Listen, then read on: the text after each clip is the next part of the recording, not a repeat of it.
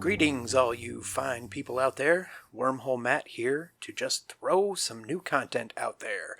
Get it out in the world. It's been a good minute since the last episode. The last two episodes, which were botched by me using the wrong mic setup.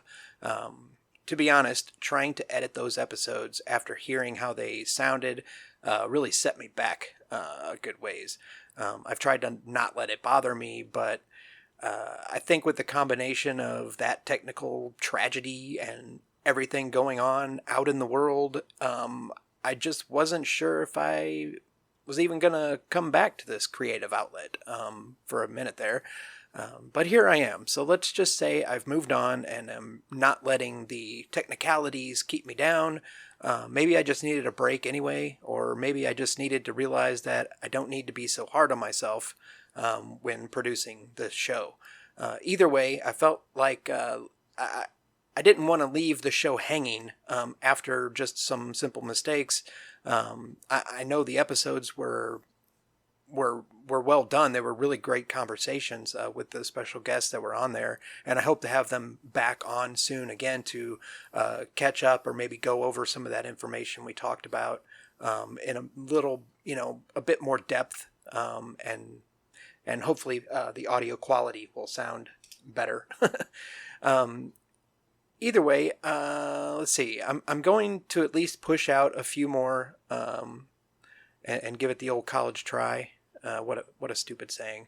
I'm a former Marine, so we had the phrase improvise, adapt, and overcome practically beaten into us for many years. And I think that's a better terminology or phrase or catchphrase, even if it's used by people who weren't in the Marine Corps. It's a universal statement for moving forward, no matter what the challenges that we're faced with or what life throws at us. So here we are. We're moving forward with the show. I have a lot to catch you all up on, so let us begin here. Okay, first on the list, catching up. Ketchup. Wormhole ketchup. Ooh, that's good. Would you like some wormhole ketchup on your hot dog or hamburger? I certainly would. I love ketchup. Not very much a mustard person, but ketchup is pretty much where it is. Anyway, work has been really busy for me. As some of you know, I own and operate a computer repair shop in this small town that I live in. And work got really busy around January this year. And it was going really well, and it's kind of getting, maybe because of the heat or maybe because people are running out of their tax refund money or whatever, but it's getting a little slow again now. So that should hopefully give me more time to start doing more, producing more content for this show. So work has been pretty good. I started to run into so much work that I'm like, I can't stand working in my workshop, which is, technically it's my garage that I converted into a computer repair workshop. But I had so much other stuff in there, and I was getting a lot of business, and I was running out of room to work on everything. And I try not to work on too many projects at the same time, but I wanted to at least be able to start some of the projects to get people, I have to do diagnostics first and then be able to call the customer and say, this is what's going on, this is what it needs to be done, or what needs to be done, and where we can go from here moving forward, and how much it's going to cost, and I have to do quotes and all that.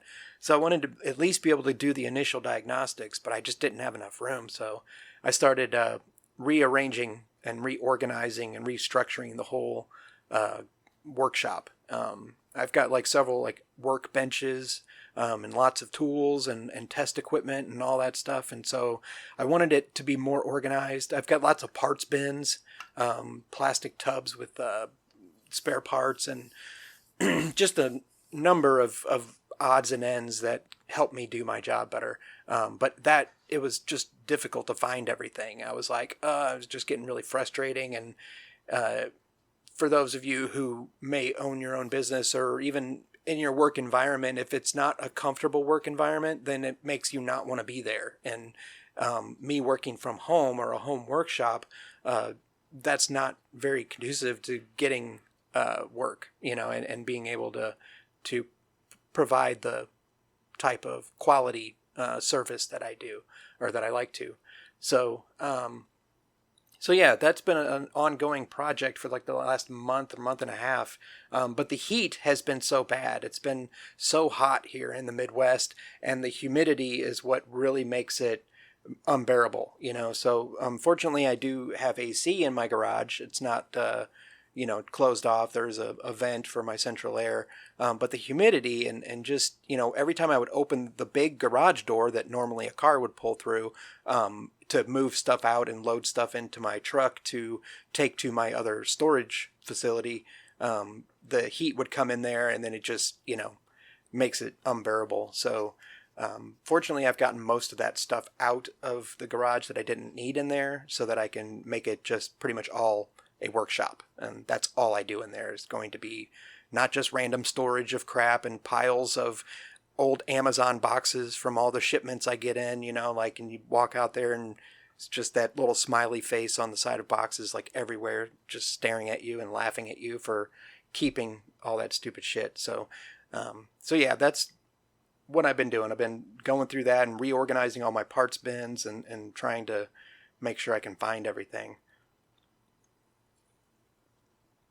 So that's one thing. Other news, home improvements. When it's too hot out, I've picked a few things inside to try to do. We were going to put a ceiling fan up in the living room, but I found out that that's pretty much going to be not impossible, but very difficult, because I can't get into the attic up above the living room. Even though it's a 2-story, the one side of above our living room doesn't have upstairs. It just has an attic crawl space. And there's a little passage or entryway in the upstairs closet. That's my son's room. But I looked in there, and it's just mounds and mounds of insulation. So I would have to crawl through all that stuff, and no, I'm not doing that. Plus, it's 500 degrees in there. So as soon as I opened the little hatch in the closet, a heat wave blast out of there, and I was like, oh shit. So I closed that up pretty quick after looking in there, and I was like, if I'm going to put the ceiling fan up, I have to do it from the current light fixture hole that is currently there in the living room. Yeah, so I'm putting that on hold. I did change out our bathroom faucet. I'm not a plumber, but I have experience with rehabbing houses and things like that. And the few homes I've owned in the past, I've done a lot of that work and done gut rehabs and things. So I replaced the faucet that was leaking. And then, yeah, so that worked out. And that's a better faucet, and it's not leaking anymore. I also installed a water purification filter that's an inline filter to my kitchen sink, so that I can just turn the cold water on and get filtered water directly from the faucet. That faucet I replaced 4 years ago, maybe 3. And so that inline water filter will give us better tasting water. I don't know how much it actually filters out the particulates and metals and things like that, but it's supposed to be pretty good, and it lasts for up to 22,000 gallons or something like that, and it says maybe up to 5 years, but I'd kind of doubt that. I would want to change the filter more often. I think maybe once a year.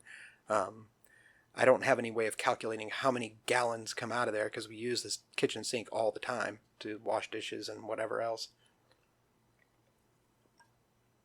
What else have I done? Oh, I put some lights, LED lights, under my kitchen cabinets that are wireless.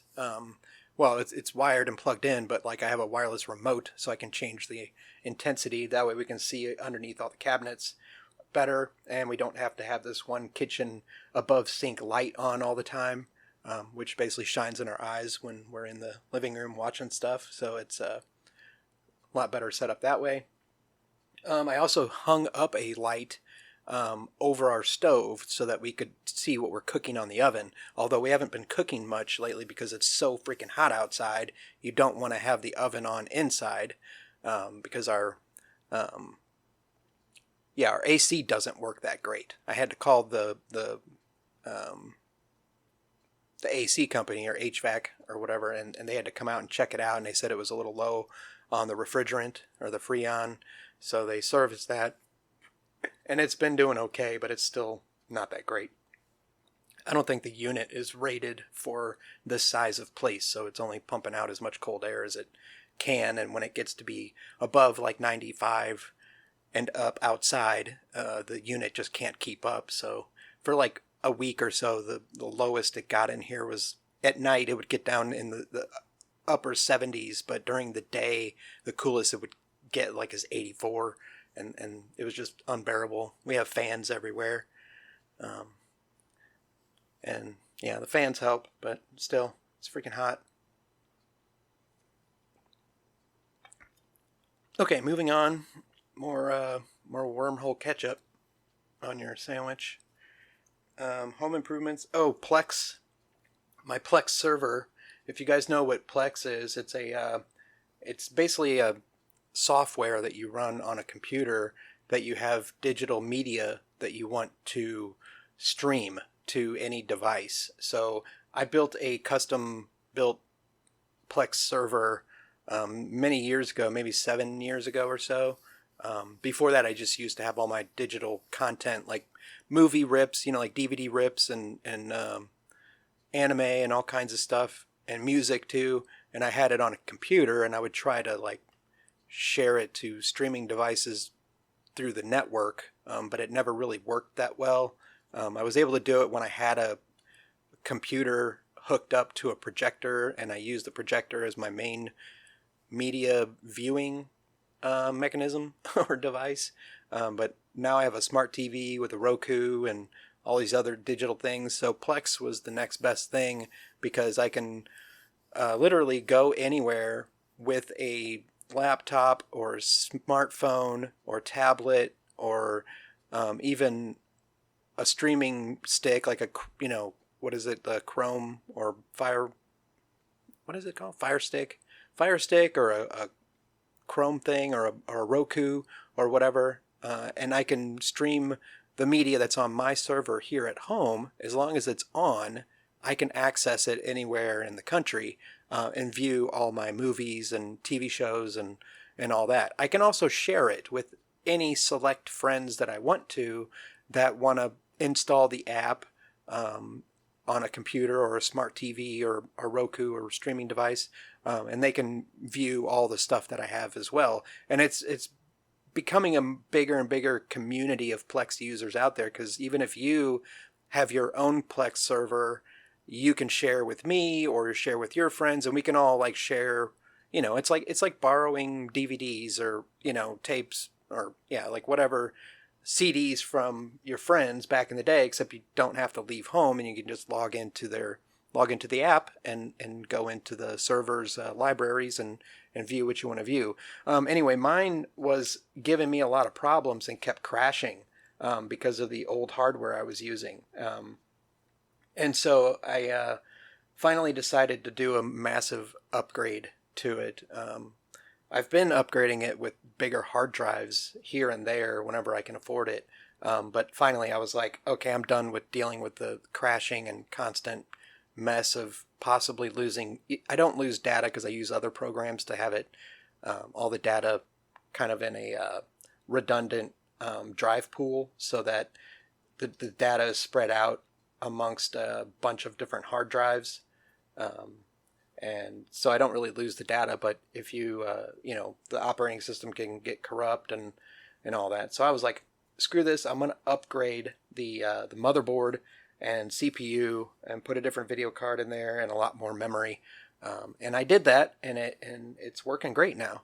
So yeah, so that's good. It was kind of a tough project because I had to finagle some parts that would work better with all these hard drives. I have like 16 or 17 hard drives.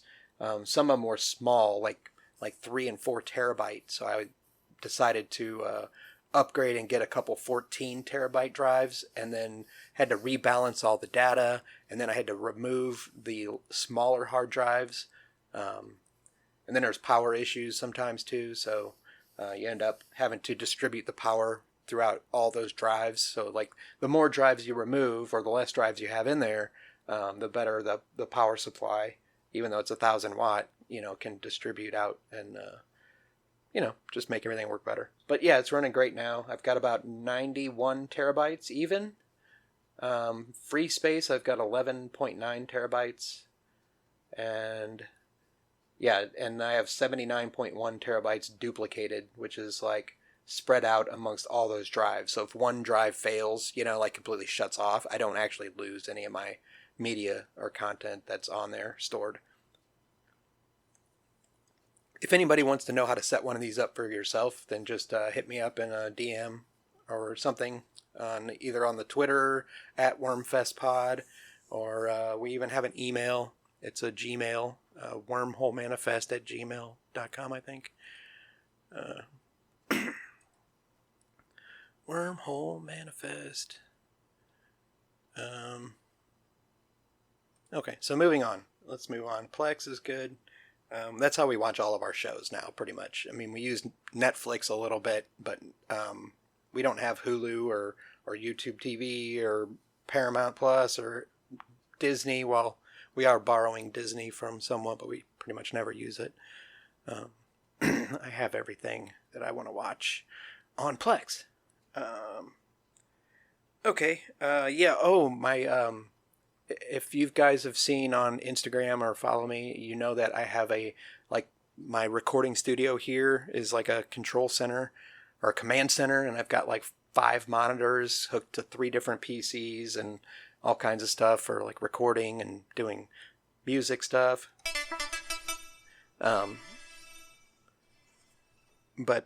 Yeah, so my monitors started going out. One of them went out a few months ago, and then I borrowed another one that was on the top set of my monitors, and that one just looked like crap. It had like a yellow tint. I couldn't adjust the colors or settings or anything, so one of my monitors went out, and then finally the other one went out.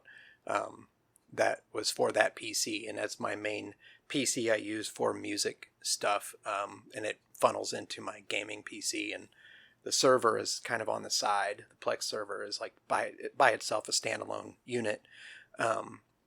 And so I had to get some new monitors. I was like, I'm just going to get new monitors that have better refresh rates and stuff for gaming, and then I'll move the ones that I use for gaming up to the top for my music creation and torrent download and all kinds of other stuff. So I moved those monitors around, so now I've got my 5 monitors back. The 2 new monitors I put on the bottom to use for gaming. I've been messing with the settings, and they just look weird. They're kind of like, I guess I'm just not used to it. They're kind of got a yellow tint to them. It's fine. Everything works fine, and I can see everything just fine. But I guess it's just they're made to have like better dark levels or black during gaming and stuff. So it's just very odd getting used to it, especially when there's like, I'm like looking at Google, like I pull up a web browser and just have Google on the screen, and like you have the little circle in the middle that says Google search under the word Google, and you can't see the line, like you don't know where, all you can see is the little blinking cursor where you type search, and then the button below it, you don't see the outline to it. So it's very bright, but with no, it's like, I don't know, it's freaking weird. It's like snowblind. Okay, enough of that. So I did a bunch of computer upgrade stuff to my studio. It was my birthday. Beginning of last month, or middle, June 20th was my birthday. And yeah, so I'm old as dirt now, 46. My kids didn't even wish me a happy birthday on my birthday, so that was kind of a bummer. But they're busy. They live with their mom and stepdad at their other house, and they have a lot of stuff going on. And it was a weekend.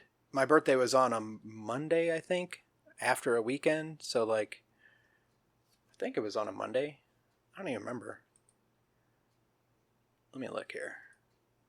Yeah, it was on a Monday. So, and the kids are in summer school, or two of them were anyway. So like all last month.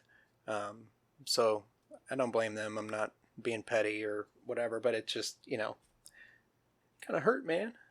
But I told them about it later, and we talked, and they were like, "Oh, sorry, Dad." It's like, okay, no biggie. I'm an old man. I'm a big boy. We do movie nights. I do movie nights with my kids every Wednesday night. It used to be Tuesday nights, but now it's Wednesday nights.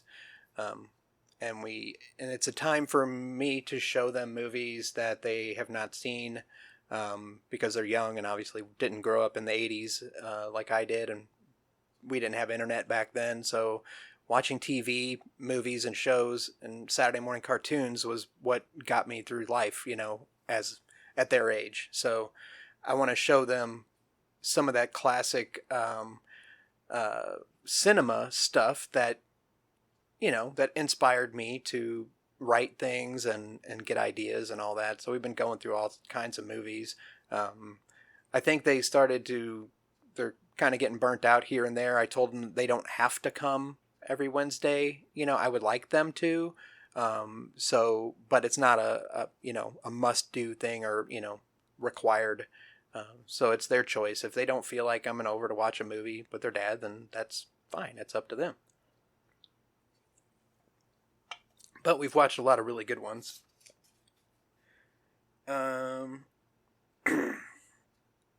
Okay, anime. There is a good...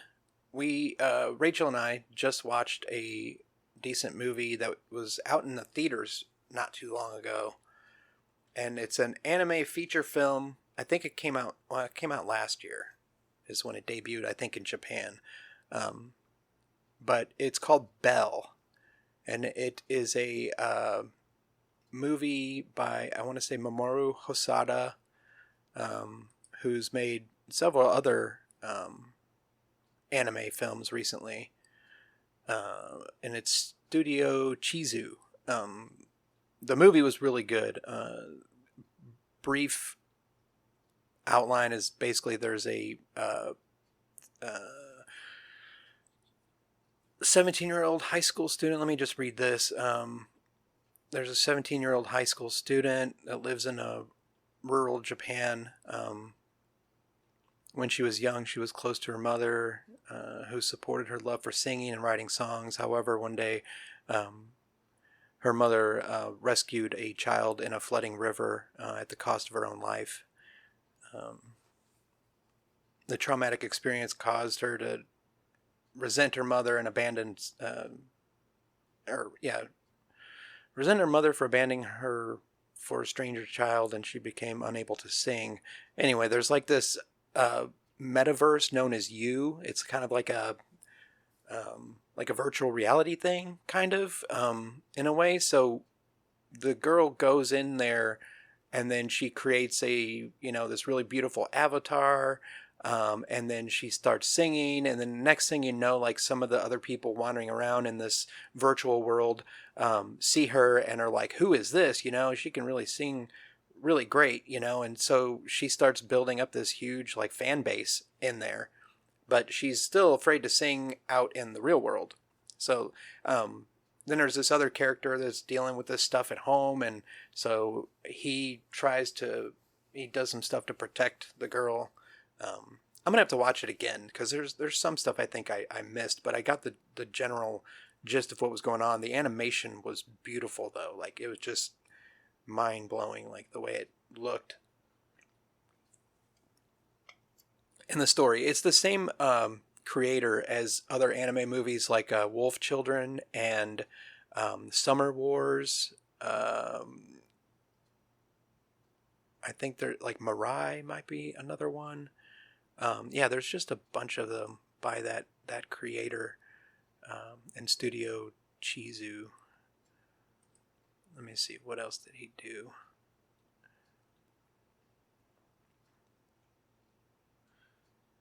I guess guess he did some One Piece movies or something. Summer Wars, Wolf Children, The Boy and the Beast, Mirai, Belle. He did some Digimon stuff. But the movie is really good, so check it out if you get a chance. That's my anime film, feature-length film recommendation for now. I've been watching a bunch of other series and stuff recently, too. I just started Jujutsu Kaisen last night. That's pretty good. And My Dress Up Darling is pretty good so far. I'm on like the 4th episode. My kid is wanting me to start watching Naruto, or he started watching it, and I told him I should give it a try. It's really old now, but I remember when it came out and I tried watching it, and I just wasn't into it. It was too silly. I like silly anime, but like now after like 15 years, it's like there's like 8,000 episodes. I'm like, oh geez, how am I gonna get through all this? But he wanted to start watching it, so may start doing that pretty soon, just to give it a chance. You know, there's so much good stuff out there, though. I'm not a huge Naruto fan. Anyway, I went to a dermatologist recently, and had this like growth on my chest. It was kind of like a little mole. Not really a mole though. It was more like a fatty tumor thing. It was kind of gross, but looked like a little brain sticking out of my chest. And I finally got sick of it, and I told my VA doctor that that it's hurting and stuff, and otherwise they won't do anything. You know, they won't try to tell me to see a dermatologist or anything. So I told them about that last time I was in there, and then they scheduled me an appointment, and it took about a month and a half to get that appointment. But I finally went a week ago. I think it was a week ago yesterday, from yesterday, that I went to the dermatologist, which was like an hour away. Waste that gas driving way out there. But I thought it was just going to be an initial like appointment to check it out. The dermatologist look at it, but when I got there, within like 5 minutes, he was like, "Oh, we can just go ahead and remove that for you." And I'm like, "Yes, please." So for the past week, I've been dealing with that, healing up, because they had to like biopsy it, cut it off, and cauterize it. Cauterize? It's a funny word. Man, it smelled like burning flesh. It was sick. But anyway, I've been having to keep it covered and put some ointment and stuff on it every day and clean it and all that. And it's like about the size of a cigar. It looks like a cigar burn on the middle of my chest. Like I was in a bar and somebody got mad and put a cigar out on my chest. And then I snicked out my Wolverine claws and went to town, berserker rage. So yeah, I'm dealing with that. I've been grilling a lot because we can't cook in the oven because it's so hot outside, and we don't want it to get hot in here. So I've been using my grill, making up some good recipes for, made some pork marinade seasoning, like a pork rub. Man, that stuff was good. Did some chicken too. That stuff ended up pretty good. I need a new grill though, because mine's like falling apart literally. Like the little shields inside the burners are like rusted in half and falling off, and I can only cook on like one portion of the grill, because otherwise it's like direct flame right on it. I only got it like 2 years ago at the beginning of the pandemic, because I was like, I'm going to start grilling, because as I was coming out of my like depression and stuff that I had going for many years, I was like, I need to just have a better hobby. You know, I need to start cooking again and doing more stuff around the house. And so that was one of the things. And I definitely got my money's worth out of this grill. It was a cheap grill. It was like $100 or something, but I have used the shit out of it the past 2 years. Like, except for during the winter time, you know, when it's like snowing out. But there was like, you know, as soon as it's nice out, I'm like grilling stuff, grilling some pork steaks. If you people aren't from Missouri or St. Louis, where the pork steak was originated, it's a pork shoulder steak.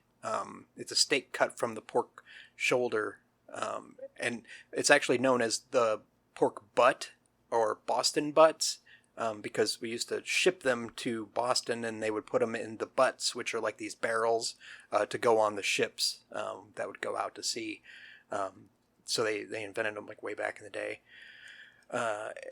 around the St. Louis area. So that's where it was like well known. You ask anybody in St. Louis, what are you grilling on 4th of July? And, most people be like, oh, pork steaks or, whatever. It's like a local staple food.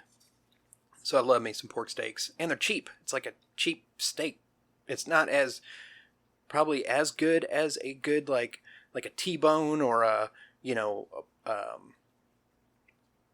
of those other types of steaks that come off of a cow, but this is a cheap, good steak, and if you have the right seasoning, and they're usually smothered in barbecue sauce, so that just kind of very savory. Grilling is definitely a good way to kind of get outside for a little bit, and also, prepping the food and all that is a good pastime for someone who has like mental health issues. Which, speaking of which, this show was started out because of mental health. Like, that's why I wanted to do something creative and get my story out about how I have overcome a lot of things, mental health issues. And yeah, I mean, it's not like I'm completely cured. You don't really cure something like that, but you can get by. You can learn how to deal with mental health issues. And that's what I wanted to start this show, so I could tell people like what I've been doing. And grilling food and stuff like that is one of the things I've been doing. And also doing something creative like making a podcast. It can keep your mind busy. The main thing, though, that changed my mind was learning about psychedelics and microdosing.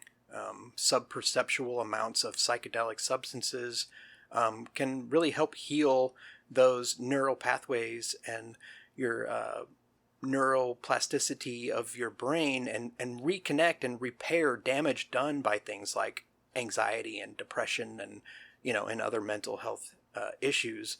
I was diagnosed with like bipolar, obsessive compulsive personality disorder. There was just tons of grief that I was dealing with, major depressive disorder.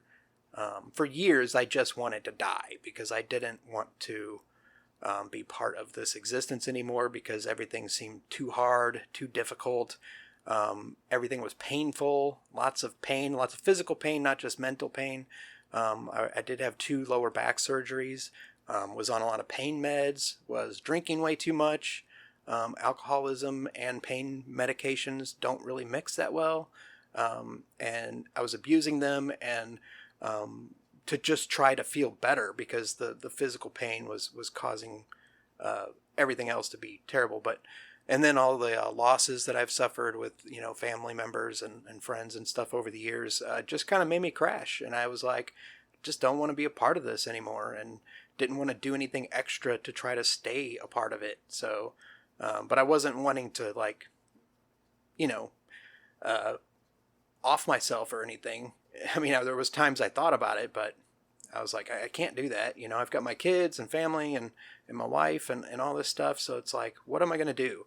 And I was on all these medications that the doctors, the therapists and psychologists, psychiatrists, they, talked, and, we talked, and I got on all these different medications, and it just made it like, it kept me alive, I guess, but at the same time, it made me feel miserable. Like, it just did not help.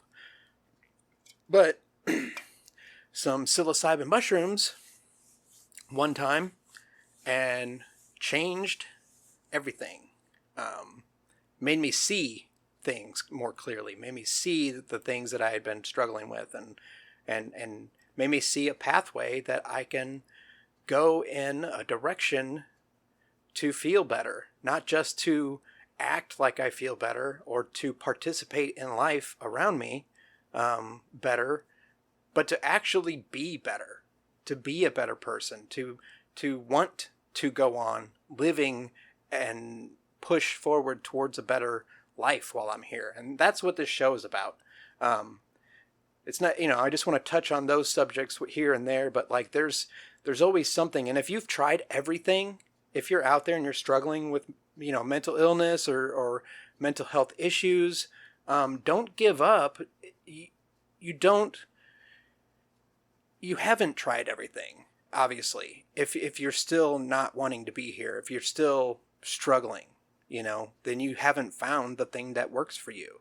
Medications and big pharma stuff do work for some people. And if you've tried those and they're working for you, then that's good. That's good for you. I'm glad that you found something that works. But there's a lot of people that those pharmaceuticals do not work for. And so that's why I say don't just stop there, and don't use medication as a crutch either, because you got to work. You have to, it's very difficult. You have to push yourself. You have to say, I want something to work. And that's what I did. I decided I wanted to try something different because everything else I had tried did not work. And psilocybin mushrooms, magic mushrooms, that is what released that pressure valve that had been building up for years. And it made me just open up and say, I can do this. Like, there's much more out there. You just have to change your mind. Don't look at stigma things. Don't look at things that are saying, oh, drugs are bad. It's not a drug. I mean, it is. It's something that grows out of the ground. Natural healing plant medicines that have been used for thousands of years by people in less developed countries, or, it's part of ritual for them. Those places you don't hear, they have never heard of mental health issues. They've never heard of anxiety or depression. I think the Dalai Lama said that. They asked him, what do you think about depression? And he said, I don't know about that. Like, I don't know what that is. Because in that way of life, they're not under so much pressure by, things that we make up that we have to do, and that we have to live a certain way. So things like depression and anxiety don't exist in some places because they're not under so much scrutiny and so much false expectations. But yeah, we'll get more into that in later episodes too. Not just taking psychedelics as a way. There's more to it. There was meditation. There was all kinds of other things I did to help get me where I am now. Like I said at the beginning of this show, like I wasn't sure if I wanted to keep doing this podcast, and then I've been thinking the past couple days that of course I want to keep doing it. I want to keep interviewing people, new special guests, and talking about mental health things and what they're going through, to get different perspectives on life, to learn, to grow, to evolve.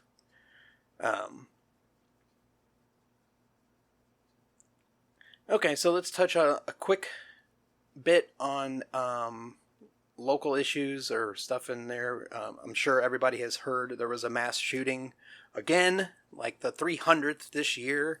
It's insane. It needs to stop.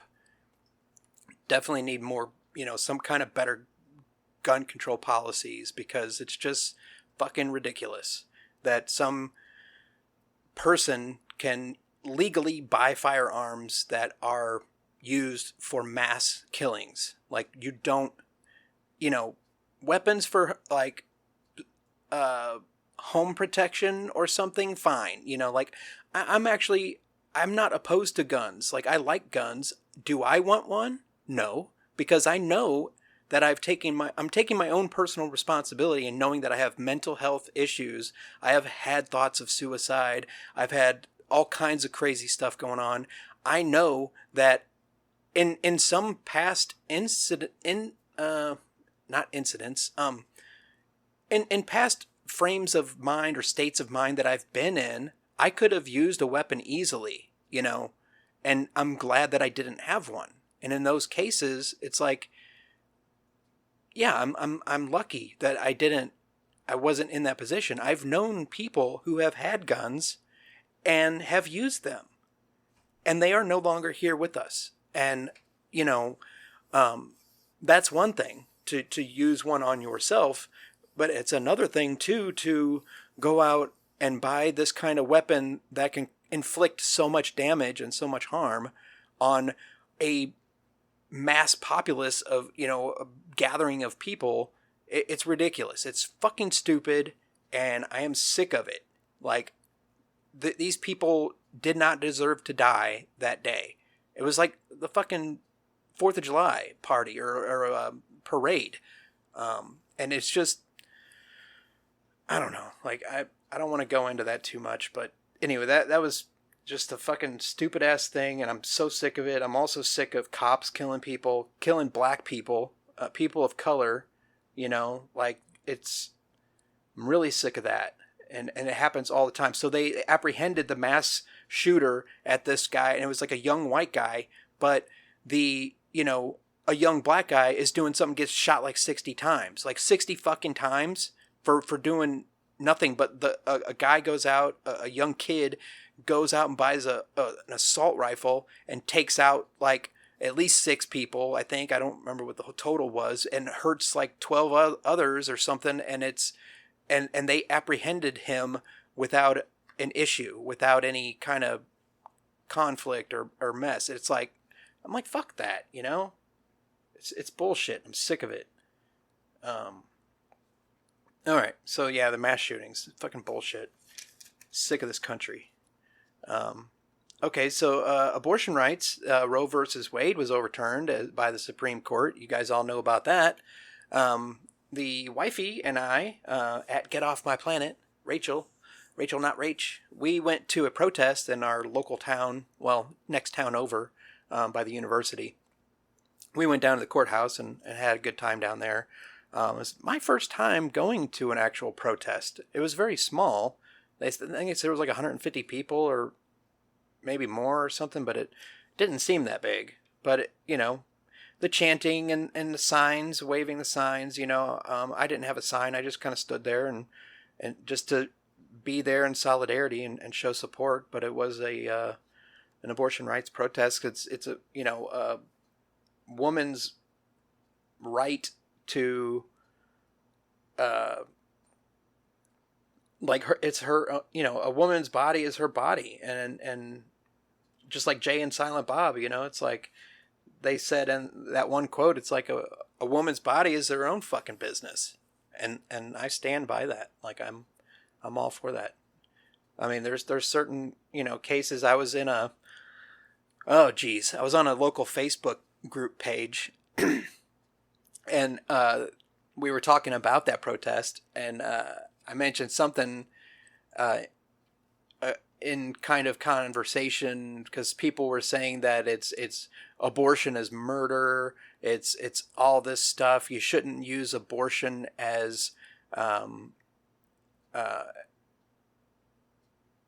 birth control, like all this ridiculous shit that these clearly uneducated people were saying. And I was trying to just be, myself, and I wasn't just saying what I believe. I was like, well, what about this? Or, what about that? If this is what you believe, then maybe look into this.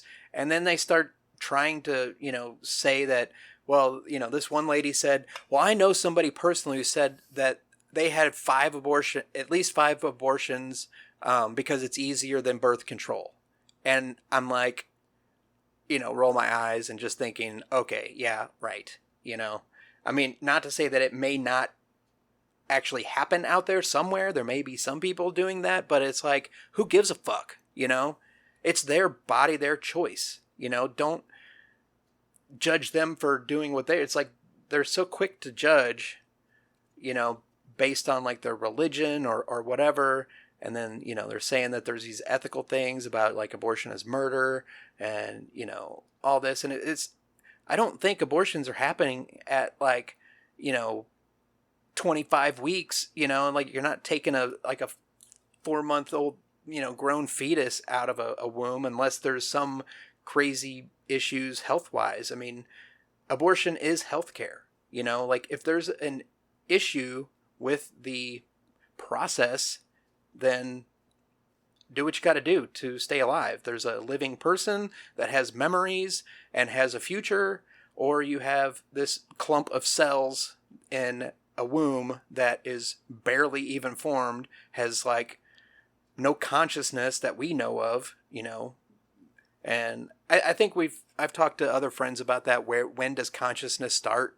And that's a whole other philosophical thing and debatable thing that I would like to get into in one of these future episodes. But I'll save that for then. Anyway, so a lot of shit's going on in this country, people. What are we going to do about it? The Wormhole Manifest will be here to introduce lots of cool people to discuss a lot of these different varying topics in depth.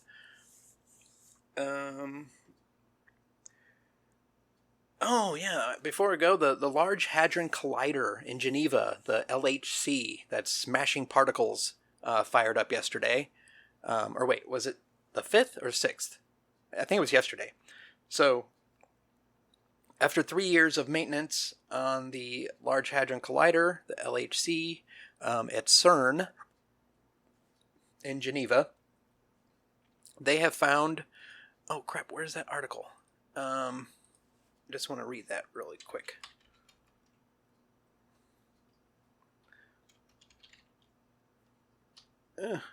You know, the LHC is responsible for finding that Higgs boson, which was the, like, God particle, supposedly. And I wanted to get in... Oh, well, crap. I guess we'll look on the CERN website. In the past 2 years, LHC has discovered different kinds of exotic hadrons. 2 years ago, the collaboration discovered a tetraquark made up of 2 charm quarks and 2 charm antiquarks, and 2 open charm tetraquarks consisting of a charm antiquark, an up quark, a down quark, and a strange antiquark. Quirks are fun. Quirk was the name of the dog on Honey, I Shrunk the Kids. Remember that, guys? We just watched that on movie night the other night. Quark is a subatomic particle that's part of that whole family of subatomic particles. If you know anything about physics, quantum mechanics, quantum physics, it's all down in there. But the... where was the new one at? What'd they just find? I think it was an article I read yesterday. Okay. 3 exotic particles for the first time. New kind of pentaquark and the first ever pair of tetraquarks, adding 3 members to the list of new hadrons found at the LHC. So that's fun stuff.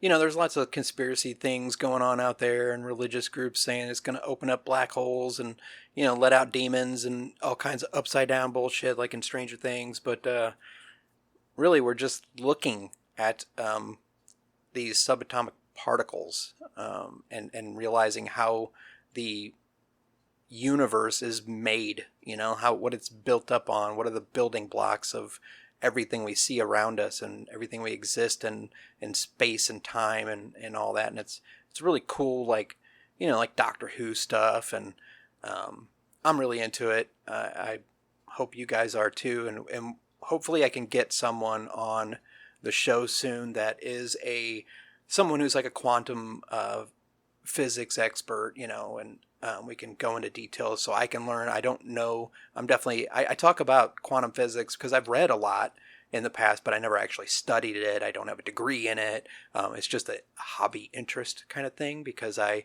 like sci-fi and I like science and I like cool shit, you know? So learning about this stuff and how the universe functions and exists and operates is really cool to me. And that's kind of another reason why I like this show, why I want to do this show, because I want to share cool information that I have just learned, you know, in my 46 years of life. You know, I've learned this stuff and I'm like, ooh, this is really cool. I want to share it. You know, I'm not the expert, but that's why I want to get people on this show that can tell us more.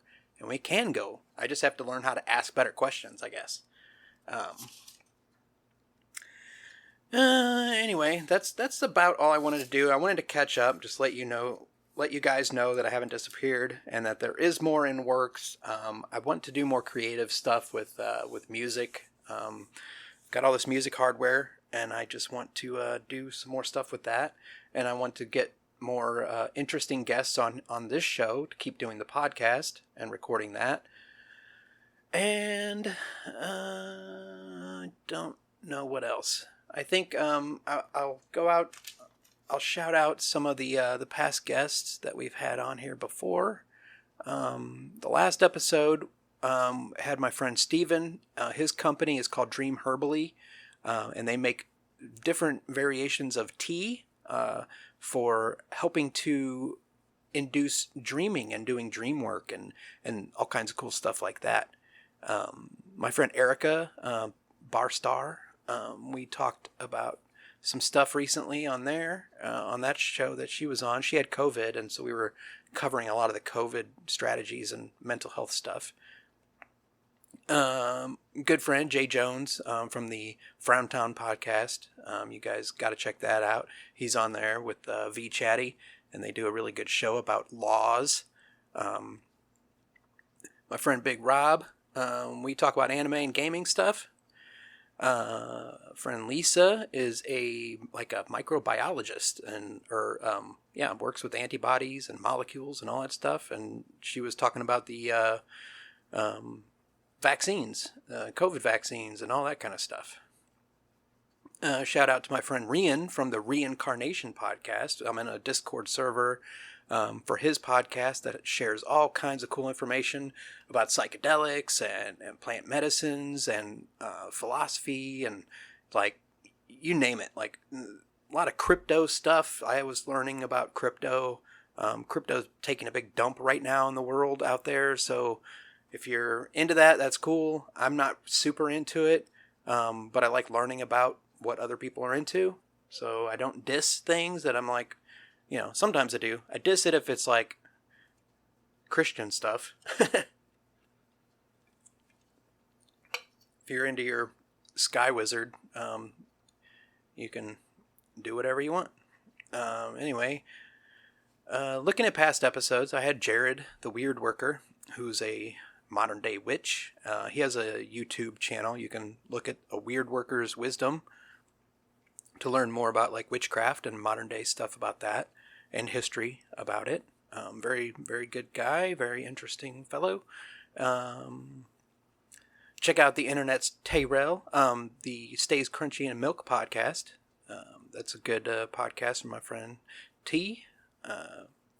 He's a veteran podcaster. Been doing it forever, over 10 years, and Stays Crunchy and Milk. So check that one out. What else?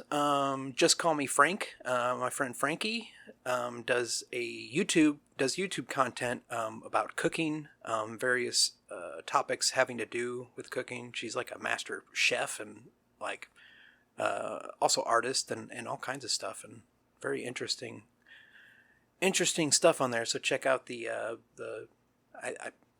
I'll have to put it in the notes. I'll put links to all these in the notes.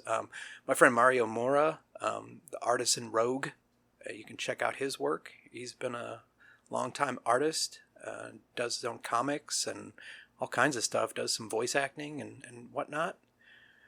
Tom Stewart was on one episode. He does a YouTube podcast called Tom's Paranormal Story. Or I think it's also on other podcast sites too, but he's like a modern day ghost hunter, or not modern day, but just still, he does ghost hunting stuff, kind of like the guys from Taps and those other ghost hunting shows, but more down to earth. Like the Taps guys are really good, but some of those other ones are very dramatic and over the top, and you don't know if they're being real or not. But Tom's for real, and he has some real good stories, and he's a very good narrator. He's also a stand-up comic. I think that's about it. We can I did a bunch of episodes, but I'm not going to cover everything. Anyway, so check out all those podcasts and content creators that I've had on here so far. Hopefully to get more. I want to get some guests on here that I've been wanting. I don't know if it's possible, but there's a bunch of like stand-up comics and actors and various, I guess, celebrities that I would like to speak with. Maybe at some point I'll get there. But I just have to keep pushing forward. I have to keep making content, and eventually I'll get recognized, maybe. But if not, it is what it is. I just want to have fun doing it.